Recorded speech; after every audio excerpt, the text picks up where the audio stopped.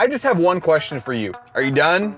Is your back hurting yet? Are you tired of peeing in water bottles? Are you fed up with the wind noise? Are you done with the dog handling? Have you grown weary of single-digit fuel economy? Just had it with your friends making jokes about you being on safari 365 days a year? Honestly, good. Look, I get it. Don't beat yourself up. It was a phase. A lot of us did it, but it is 2024 and it is time to get rid of that rooftop tent. And lucky for you, this video could completely change the way you go camping.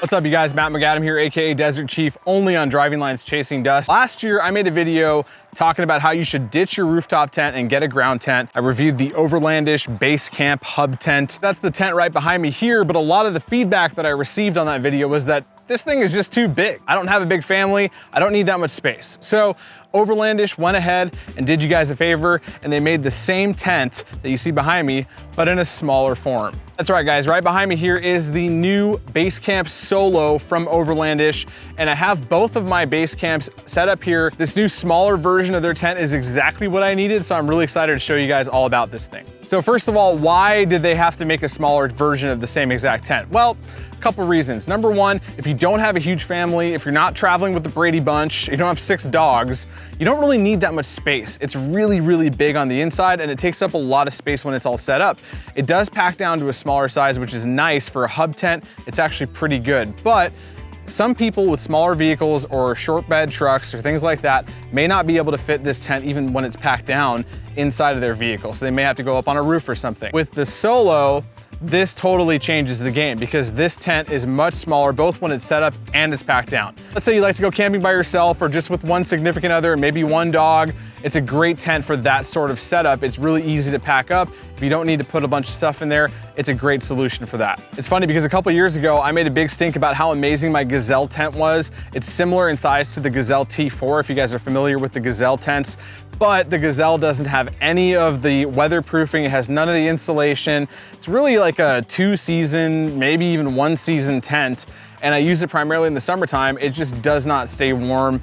And it really just lacks all of the cool features that we're gonna get into on this video. But of course, in typical Overlandish fashion, they still packed it full of all the features and the tech that you want out of this tent right over here. It's just in a smaller package now in the Solo. So we're gonna get to all of that in a second, but first I wanna go through some of the specs of the new Solo tent. First up, despite the insulation that this tent has and the interior space that it has, it is only 30 pounds, making it very easy to take out of your vehicle and walk over to the place that you want to set up your camp. You don't have to lug this big thing around anymore.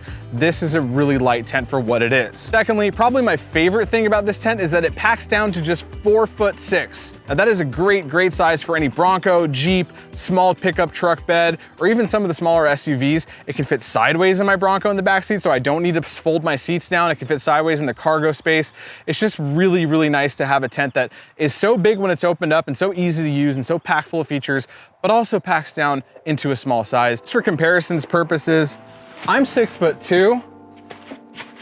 The interior space on this is 6'5", so I got plenty of headroom. I can stand up in here, I can change, I can do whatever I gotta do, and I don't need to crouch over like my other tents that I have. So it's really nice that it packs down to 4'6", but still has all this headroom inside of it. Now, speaking of setup and teardown, just like I was talking about last year with the base camp, the full-size base camp, these hub tents are very quick to deploy and very quick to put away. And the last thing I want to do after a long trail ride out there is set up a tent and take 45 minutes putting poles together and stakes in the ground. It just takes forever. I hate it. I want to just get my shelter set up quickly, get a fire going, get my food going.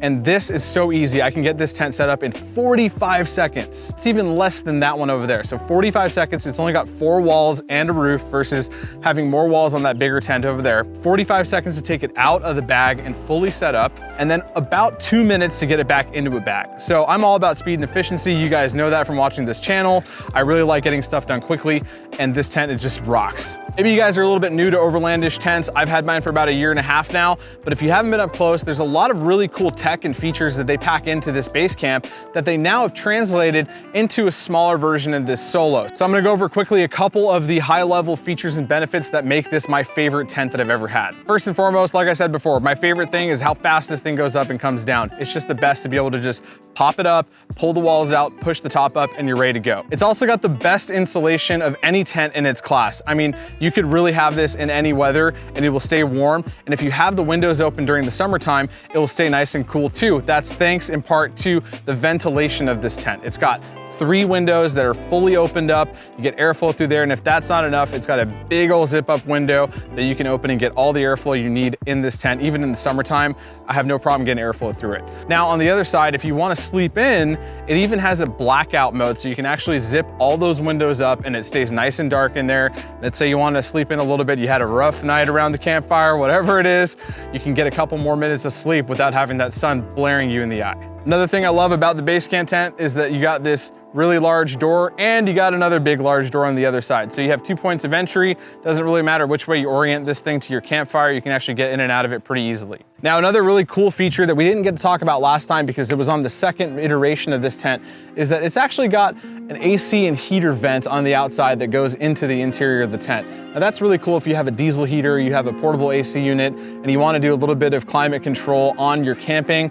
It's really cool that they give you the ports for it right over here. They're very easy to use. You just basically have the hoses going in, the hoses coming out. You can keep your tent nice and cool or nice and warm depending on the season and what kind of setup you're running. Now as shown here, I have the Rainfly on the tent, but I want to talk about the stiffness of the sidewalls here. They engineered some extra tension into these sidewalls so that even if you don't have the guy lines attached to the walls of this tent, it can still withstand 25 to 30 mile an hour winds. But when you do have those guy lines stuck onto the sidewalls and staked into the ground firmly, we've tested these tents up to 80 miles per hour and it still holds its shape. So that's pretty incredible. I can't really imagine camping anywhere where there's 80 mile an hour winds or gusts like that, but it does happen, and you have the peace of mind knowing that this tent is engineered to withstand some pretty harsh weather. Last but not least, you can buy the optional weather pack from Overlandish, and that's what you're seeing here. It's got a Rainfly. There's also a footprint underneath this tent to keep it dry and to keep some of the dust and stuff out. Really handy if you're somewhere where there's a lot of dust or if it's raining really hard. I have mine tucked way underneath it right now, the way that you would if there's heavy rain. You also get the guy lines that come with that weather pack and the stakes that come with it too. Probably my favorite part about this tent is that it actually fits very well inside the Bronco. So I'm gonna show you guys, I have it right now in the back seat. You can see it sits sideways in there, no problem. I can actually fit it in the cargo area sideways as well, but I have my jack in there right now. So once I have the jack out of there, it fits just fine. If you have like a Ranger or a Tacoma, it also fit in the back seat. Any Jeep, Wrangler, Gladiator, even the older TJs, YJs, it fits just fine sideways like this. So it's really nice that it's only 4'6" and it fits perfectly in there. I don't need a roof rack. I don't need to like fold my seats down and have it long ways. I can just put it on the back seat if I even wanted to. So again, guys, if you are a smaller family, or let's say you just like to go camping alone and you don't need something as big as the standard base camp, the Solo is an amazing option. You should check it out. For all the reasons that I listed out in this video, it's really easy to set up. It's really easy to pack away. It's lightweight, it's small, it's packed full of features to keep you safe, keep you warm out there in the elements. And that's why I use these tents when I go camping in some of the most remote destinations. And it's honestly been the best camping experience. You can ask my fiance, she absolutely loves camping in these tents because it's just so comfortable. Any of these things are important to you, check them out at overlandish.com. The new Solo is out right now. You can pick this thing up and you can be camping this weekend with it. I appreciate you guys following along. Please subscribe to Driving Line if you already haven't. We make all kinds of great videos like these product reviews and all kinds of videos for car enthusiasts of every kind. But once again, I'm your host, Matt McAdam, AKA Desert Chief, only on Driving Line's Chasing Dust. And as always, I'll catch you guys on the next one.